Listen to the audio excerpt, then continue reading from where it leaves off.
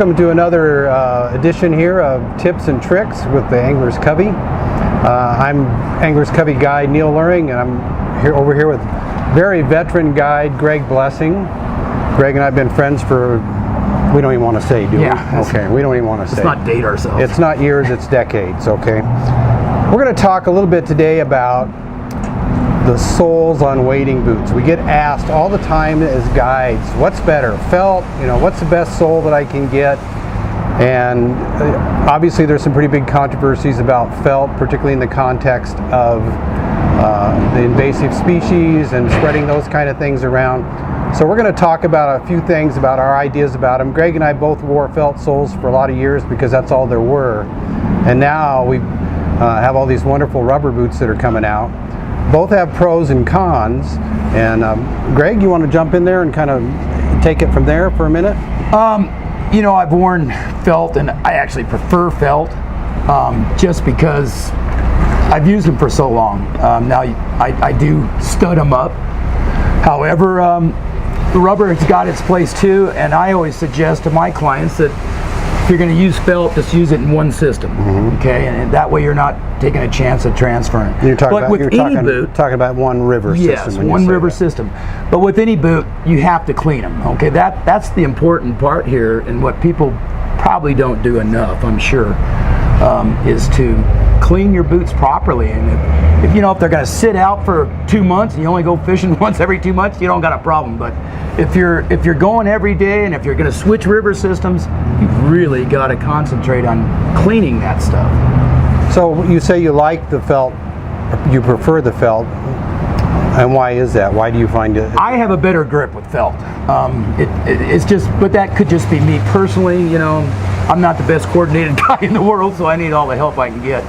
But the rubber's good too. I mean, it has its place. I love rubber in the winter because it doesn't cling up on your boots like felt does with snow. You don't feel like you're walking around with high heels Yeah, on, you don't get 6 inches taller and 10 foot of walking. Well, 6 inches taller would be good for me.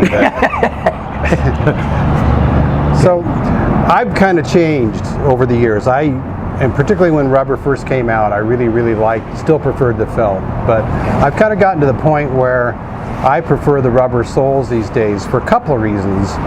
One of them is I think probably half the time that you're fishing, particularly us as guides, we're walking out of the water.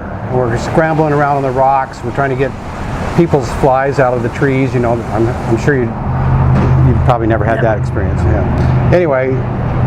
Not unless I'm casting. Yeah. To me, they're a lot better. The rubber is a lot better for that. So it's when you start thinking about safety, and that's a big part of wading boots is we have pretty strong currents, particularly in the springtime when we have these higher flows and all, and you've got to have that grip whether you're wearing felt or rubber. It doesn't matter.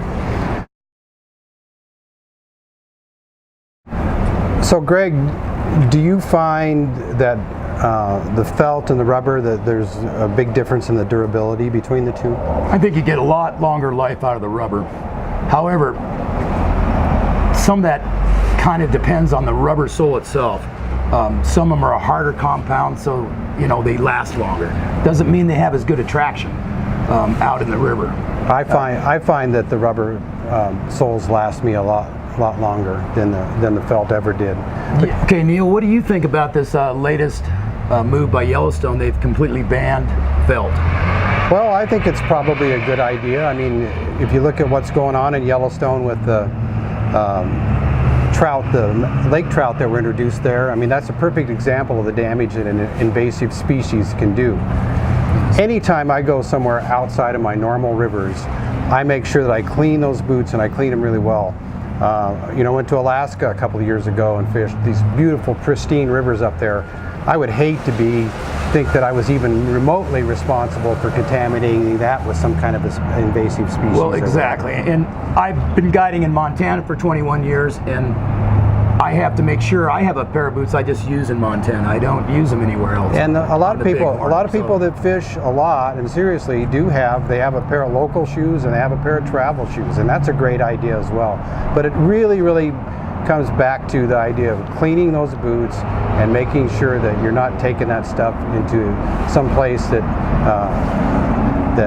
is is not contaminated with something that might be in your rivers. And, Exactly. And we never know, you know, Yeah, we never because know. rubber can gain just as many parasites or traveling species with your rubber boots as you can with felt. It still comes down to maintaining the boot, cleaning it properly. Well, and it's not just the soles. No. You know, it's the laces and The everything laces, else. they get inside everything, and you got to really wash them out very well.